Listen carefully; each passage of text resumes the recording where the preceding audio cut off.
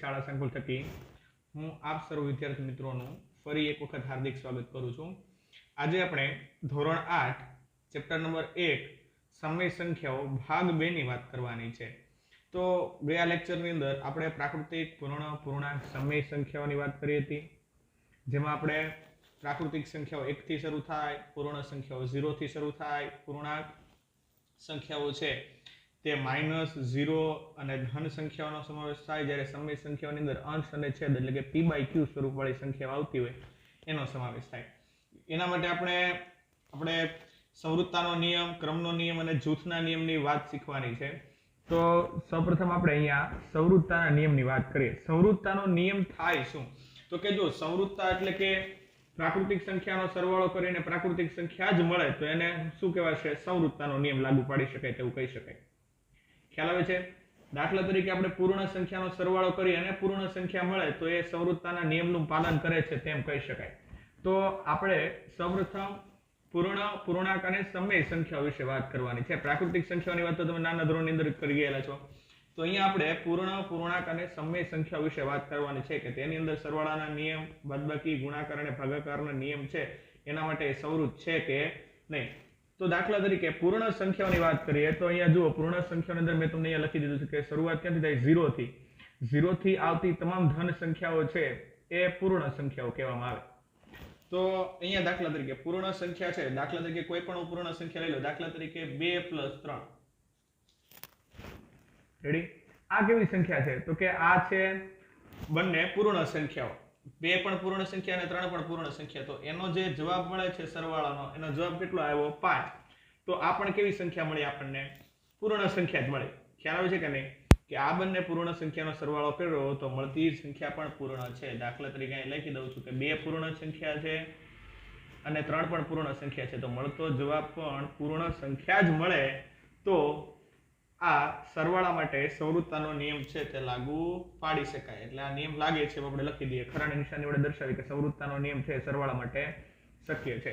ત્યાર પછી બાદબાકીની વાત કરીએ। જો બાદબાકીની અંદર વાત કરીએ તો દરેક વખતે બાદબાકીની અંદર સરવાળા બાદબાકી માટે જે તમારે સંવૃત્તાનો નિયમ છે તે લાગુ પડે એવું જરૂરી નથી। દાખલા તરીકે હું તમને સમજાવું કે દાખલા તરીકે 3 - 2 લઈ લો, 3 - 2 લેશો તમારે જવાબ 3 - 2 લઈએ તો અહીં જવાબ તમારો કેટલો આવ્યો? 1। તો આની માટે તમે નિયમ લાગુ પાડી શકો, પણ આની જગ્યાએ હું ઉલટું લખું તો 2 - 3 ત્યારે જવાબ કેટલો આવશે આનો?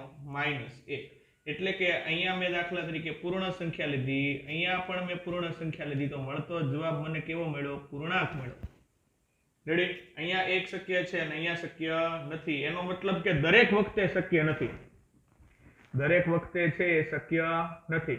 આપણે તો એવું કીધું હતું કે સંવૃત્તા એટલે પૂર્ણ સંખ્યાનો સરવાળો, બાદબાકી, ગુણાકાર, ભાગાકાર જે કરો પણ મળતો જવાબ પૂર્ણ જ મળવો પડે તો જ એમાં નિયમ લાગુ પાડી શકાય। જો આમાં અમુક માટે શક્ય છે પણ અમુક માટે શક્ય નથી, એના માટે બાદબાકી માટે સંવૃત્તાનો નિયમ લાગુ પાડી શકાય નહીં। આપણે તો નિયમ તો દરેક વખતે લાગુ પડવો જોઈએ। ત્યાર પછી હવે વાત કરીએ તો ગુણાકારની ક્રિયા છે। ગુણાકારની અંદર તો આપણે દાખલા તરીકે 2 × 3 કરીએ તો જવાબ કેટલો આવ્યો? 6। આપણે 2 છે એ પૂર્ણ સંખ્યા છે, 3 પણ છે એ પૂર્ણ સંખ્યા છે અને મળતો જવાબ પણ પૂર્ણ સંખ્યાની અંદર જ મળે તો ગુણાકારની ક્રિયા માટે સંવૃત્તાનો નિયમ લાગુ પાડી શકાય। ત્યાર પછી ભાગાકારની વાત કરીએ તો જુઓ, 2/3 કરીએ, 2 છે એ પણ કેવી સંખ્યા છે? પૂર્ણ સંખ્યા છે, અને 3 છે એ પણ કેવી સંખ્યા છે? પૂર્ણ। બંને સંખ્યાનો ભાગાકાર કરીએ છીએ ત્યારે તમને જે જવાબ મળે છે જવાબ કેવો આવશે? સમય સંખ્યા આવશે, એટલે અંશ અને છેદ સ્વરૂપનો આવશે। 2 અને 3 બંને પૂર્ણ સંખ્યા છે, એનો ભાગાકાર કર્યો તો આપણને સંખ્યા કઈ મળી? સમય સંખ્યા, અંશ અને છેદવાળી। તો અંશ અને છેદવાળી જે આપણને સંખ્યા મળે છે એ સંખ્યાને સમય સંખ્યા કહેવાય। એટલે કે પૂર્ણ સંખ્યાના ભાગાકાર કરવાથી આપણને પૂર્ણ સંખ્યા મળતી નથી, ક્યારેક મળે ક્યારેક ન મળે। રેડી? તો આપણે શું કહી શકશું કે દરેક વખતે આ નિયમ લાગુ પડતો નથી, તેથી ભાગાકારની ક્રિયામાં સંવૃત્તાનો નિયમ લખી શકાય નહીં। ખ્યાલ આવે છે? રેડી? દરેક વખતે લાગુ પડતો હોવો જોઈએ। તો આપણે આ પૂર્ણ સંખ્યા માટે વાત કરી કે પૂર્ણ સંખ્યાની અંદર સરવાળા અને ગુણાકાર માટે સંવૃત્તાનો નિયમ લાગુ પાડી શકાય, જ્યારે બાદબાકી અને ભાગાકાર માટે સંવૃત્તાનો નિયમ લાગુ પાડી શકાશે નહીં। હવે પૂર્ણાંક સંખ્યાની વાત કરીએ તો વિદ્યાર્થી મિત્રો પૂર્ણાંક સંખ્યાઓની તમને ખ્યાલ છે પૂર્ણાંક સંખ્યાઓની શરૂઆત માઈનસ અને 0 અને ધન સંખ્યાઓ સુધી આવે રેડી તો સરવાળા માટે આપણે નિયમ લાગુ પાડવો હોય તો દાખલા તરીકે સરવાળાની અંદર હું લઉં કે 4 + 2 છે તો એનો જવાબ કેટલો મળે મને 6 અથવા તો કોઈ ઋણ લઈ લો -4 + 2 લઉં તો મને જવાબ કેટલો મળશે -2 એટલે કે અહીંયા હું પૂર્ણાંક સંખ્યાનો સરવાળો પૂર્ણાંક સંખ્યા સાથે કરાવું તો મને જવાબ પણ કેવો મળે છે પૂર્ણાંક જ મળે એટલા માટે સંવૃત્તાનો નિયમ છે સરવાળા માટે લાગુ પાડી શકાશે ખ્યાલ આવે છે કે નહીં હવે એ જ રીતે હું બાદબાકીની ક્રિયા કરવાનો વિચાર કરું કે બાદબાકીની ક્રિયા કરું એટલે દાખલા તરીકે 4 - 2 લખી દઉં તો 4 - 2 લખી દઉં તો કેટલા જવાબ આવશે 2 અથવા તો -4 - 2 કરી દઉં તો જવાબ કેટલો આવશે -6 એટલે કે હું બાદબાકીની ક્રિયા કરું ત્યારે પૂર્ણાંક સંખ્યાઓની બાદબાકી થાય ત્યારે જવાબમાં મને શું મળે છે પૂર્ણાંક સંખ્યાઓ જ મળે છે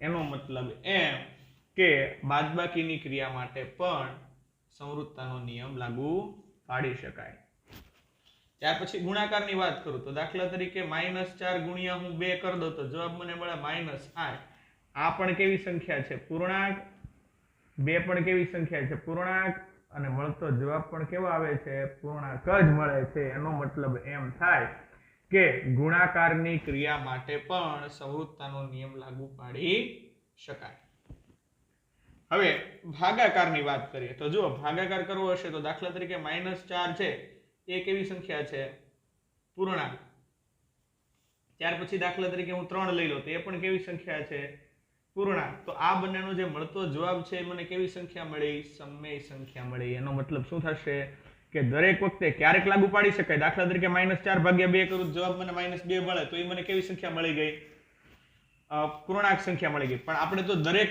કન્ડિશનની અંદર વિચારવાનું રહે તો અહીંયા જવાબ કેવો આવશે ખોટો એટલે એનો મતલબ એમ છે કે ભાગાકાર માટે સંવૃત્તાનો નિયમ લાગુ પડી શકાય નહીં કઈ સંખ્યા માટે પૂર્ણાંક સંખ્યા માટે ચાલો હવે તમને વ્યવસ્થિત રીતે ખ્યાલ આવી ગયો છે કે કઈ રીતે આપણે કઈ રીતે આપણે નિયમોનો ઉપયોગ કરીને શીખવાનું છે હવે સેમ ટુ સેમ એવું સમય સંખ્યાઓ માટે આપણે વિચારવાનું છે બાળકો તો આપણે સમય સંખ્યા માટે વિચારીએ સમય સંખ્યા એટલે કેવી સંખ્યા તો કે અંશ અને છેદ સ્વરૂપ વાળી સંખ્યા હું ફરી એક વખત સ્વરૂપ લખી દઉં છું p/q જ્યાં p belongs to શું લખતા હતા આપણે z અને q does not equal to 0 ખ્યાલ છે કે નહીં કે ભાઈ અંશ છે તે પૂર્ણાંક સંખ્યાઓની અંદરથી કોઈ પણ હોઈ શકે પરંતુ છેદ 0 લેવાનો નહીં એટલે છેદ 0 નહીં લેવાનો એટલે ભાગાકાર માટે તમારે ખાસ ધ્યાન રાખવાનું થાય કે છેદની અંદર 0 ચાલે નહીં હવે સરવાળા માટે આપણે વાત કરીએ દાખલા તરીકે હું લખું 2/3 પ્લસ 3/3 તો તમારો જવાબ કેટલો થઈ જાય અથવા તો ચાલો 4/3 લખી દઉં તો અંશ અંશનો સરવાળો 2 + 4/3 આવી ગયું એટલે જવાબ 5/3 એટલે કે અહીંયા મેં સમય સંખ્યા લીધી હતી એનો સરવાળો સમય સંખ્યા સાથે લીધો તો મળતો જવાબ કેટલો આવે છે મને મળે છે સમય સંખ્યા જ મળે છે એટલે કે 6/3 મળ્યો ખ્યાલ આવી ગયો રેડી અહીંયા 2 + 4 એટલે 6 જરા કઈ લખવામાં મિસ્ટેક થઈ ગઈ હતી ત્યાર પછી હવે બાદબાકીની વાત કરીએ તો જો બાદબાકીની અંદર આપણે વાત કરતા હોય તો 4/3 -2/3 લખું તો જુઓ છેદ સરખો તો અંશનો સરવાળો હોય તો સરવાળો અને બાદબાકી હોય તો બાદબાકી તો જવાબ મને કેટલો મળશે 2/3 એટલે કે અહીંયા સરવાળા માટે પણ નિયમ લાગુ પાડી શકાય સંવૃત્તાનો અને અહીંયા જુઓ તો સમય સંખ્યામાંથી સમય સંખ્યા બાદ થઈ તો મળતો જવાબ પણ મને સમય જ મળ્યો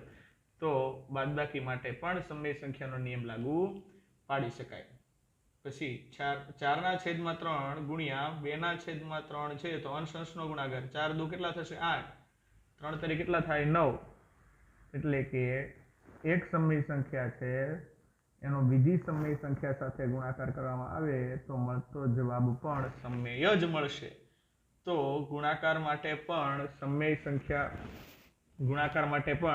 સમય સંખ્યામાં સંવૃત્તાનો નિયમ લાગુ પાડી શકાશે અને ત્યારબાદ ભાગાકારની વાત કરીએ તો જો ભાગાકારની વાત કરતા હોય તો 4/3 ગુણ્યા આપણે ભાગાકાર કરવાનો છે એટલે લખી દઈએ ભાગાકારમાં 2/3 તો તમે આ નિયમ છઠ્ઠા ધોરણની અંદર શીખી ગયા છો તો અહીંયા તમારે શું કરવું પડે? ગુણાકારની નિશાની કરી અંશ છેદમાં, અને છેદ ક્યાં લઈ જશો? અંશમાં. એટલે અહીંયા 3/2 થઈ ગયું. રેડી? તો અહીંયા કેટલા આવશે? 4 તેરી 12 અને 3 દુ કેટલા થશે? 6. એટલે મળતો જે જવાબ છે, દાખલા તરીકે આ પણ સમય સંખ્યા હતી, આ પણ સમય સંખ્યા હતી, અને મળતો જવાબ પણ કેવી સંખ્યા મળી? સમય સંખ્યા. તો અહીંયા શું કરી શકાશે? નિયમ લાગુ પાડી શકાશે. અહીંયા એક ખાસ નોંધ રાખવી તમારે. નોંધ અહીંયા એ વસ્તુની રાખવાની છે કે ભાગાકારની ક્રિયા માટે શૂન્ય સિવાયની સંખ્યા માટે, એટલે અહીંયા તમને એક નોંધ લખાઈ દઈએ કે ભાગાકારની ક્રિયા માટે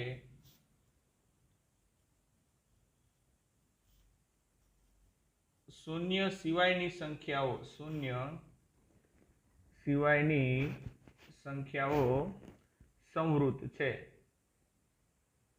ખ્યાલ આવે છે? આમાં તમે શૂન્યને લઈ શકો નહીં.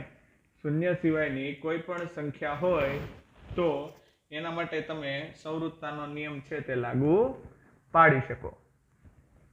ખ્યાલ આવી ગયો ને વિદ્યાર્થી મિત્રો? કઈ રીતે તમારે આ બધા નિયમો છે જોવાના હતા? તો હવે હું તમને એક કોષ્ટક તૈયાર કરાવી દઉં છું. જો આપણે કઈ કઈ વસ્તુઓ, કઈ કઈ સંખ્યાઓ શીખાતા, તો કે સૌપ્રથમ આપણે પૂર્ણ સંખ્યા, ત્યાર પછી પૂર્ણાંક સંખ્યા, અને ત્યાર પછી કઈ સંખ્યા લીધી હમણાં આપણે? સમય સંખ્યા. રેડી? આ સમય સંખ્યા માટે આપણે કયા કયા નિયમો શીખ્યા? તો કે સૌપ્રથમ આપણે સરવાળા, બાદબાકી, ગુણાકાર અને ભાગાકાર, આ 4 ક્રિયા વિશેની માહિતી મેળવી દીધી. બરાબર? જો અહીંયા તમને હું તૈયાર કરી દઉં છું આ કોષ્ટકની અંદર. આપણે જરાક નિયમો જોઈ લઈએ.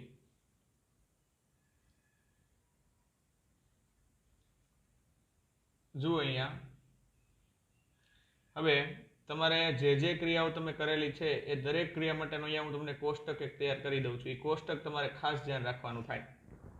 દાખલા તરીકે પૂર્ણ સંખ્યા છે તો પૂર્ણ સંખ્યા માટે સરવાળાનો નિયમ લાગુ પડી શકાય? હા. સરવાળામાં પૂર્ણ સંખ્યા માટે સંવૃતતાના નિયમની વાત કરીએ છીએ આપણે. આ નિયમ લખીએ છીએ સંવૃતતાનો નિયમ. તો સરવાળા માટે સંવૃતતાનો નિયમ લાગુ પાડી શકાય કઈ સંખ્યા માટે? પૂર્ણ સંખ્યા માટે. ત્યાર પછી બાદબાકી લાગુ પાડી શકાય નહીં, ગુણાકાર લાગુ પાડી શકાય, પરંતુ ભાગાકાર લાગુ પાડી શકાશે નહીં. ત્યાર પછી પૂર્ણાંક સંખ્યા માટે સરવાળો શક્ય છે, બાદબાકી શક્ય છે, ગુણાકાર શક્ય છે, પણ ભાગાકાર શક્ય નથી. એક્ઝેક્ટ એ જ રીતે સમય સંખ્યાઓની જ્યારે વાત કરવાની થાય તો સમય સંખ્યાની અંદર સરવાળો શક્ય છે, બાદબાકી શક્ય છે, ગુણાકાર શક્ય છે અને ભાગાકાર પણ શક્ય છે. તો સંવૃતતાના આટલા નિયમો તમારે યાદ રાખવાના છે. આ કઈ સંખ્યાઓ માટે હતા? તો કે પૂર્ણ, પૂર્ણાંક અને સમય સંખ્યા માટે. કઈ કઈ ક્રિયા કરી આપણે? તો કે સરવાળો, બાદબાકી, ગુણાકાર અને ભાગાકાર. બરોબર છે? ખાસ ધ્યાન રાખજો. અહીંયા તમે જોશો કે ભાગાકાર હોય તો ભાગાકારને તમારે ડાયરેક્ટ ભાગાકાર કરી શકાય નહીં. એવું નહીં વિચારવાનું કે 4/2 અને 3/3 એવું ન થઈ શકે. ભાગાકારને પહેલા તમારે ગુણાકારમાં કન્વર્ટ કરવું પડે. કઈ રીતે? તો કે અંશ છેદમાં અને છેદ અંશમાં લખીને. ખ્યાલ આવે છે ને? રેડી? તો આ પ્રકારે આપણે સંવૃતતાનો નિયમ શીખાય. જો પૂર્ણ સંખ્યાની શરૂઆત 0 થી થાય, 0, 1, 2. પૂર્ણાંકની શરૂઆત ઋણ, ધન અને ઋણ 0 અને ધન સંખ્યાઓનો સમાવેશ મેળવે, અને સમય સંખ્યા છે અંશ અને છેદ વાળું સ્વરૂપ મેળવે. ખ્યાલ આવે છે? જો પૂર્ણ સંખ્યા માટે સરવાળાનો નિયમ છે એ પૂર્ણ, પૂર્ણાંક અને સમય ત્રણેય માટે લાગુ પાડી શકે, પણ બાદબાકીનો નિયમ છે તે પૂર્ણ માટે લાગુ ન પડી શકે, પૂર્ણાંક અને સમય માટે લાગુ પડી શકે. ગુણાકારનો છે એ બધાની અંદર, એટલે કે પૂર્ણ, પૂર્ણાંક અને સમય ત્રણ સંખ્યાની અંદર લાગુ પાડી શકાય.